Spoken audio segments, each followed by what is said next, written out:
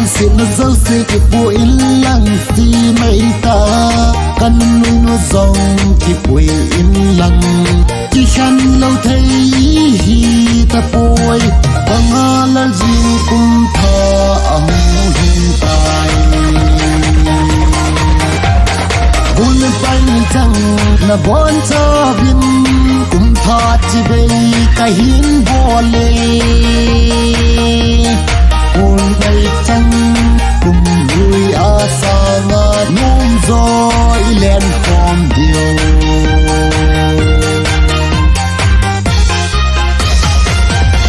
cùng thọ vong phận là tâm thế nào hồ dấu sẽ hiện cuốn lăng đúng hơi ta dòng hiện cuốn lăng buồn khom lâu thấy hi ta bôi ta vang xin na cùng đôi chỉ mong ta buồn bánh trăng là bọn cho viên cùng thọ chỉ về cái hiến vô lệ buồn bánh trăng cùng người ở xa ngã nôm gió lên khom điều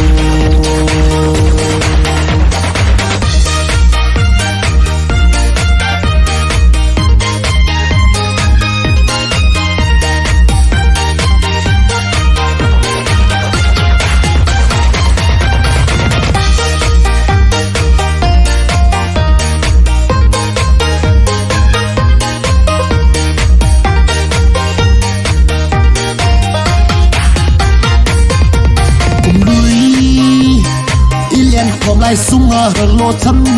hồ dấu xay cùng tay đo trên này ta nghe cùng nuôi nâu muốn bong đẹp ta cùng thọ nâu em xel ăn sổ tay buồn bánh trăng là bọn cho viên cùng thọ chỉ về cái hiến vô lệ buồn bánh trăng cùng người ở xa ngã nôm gió lên con điều buồn bánh trăng là bọn cho viên cùng thọ chỉ về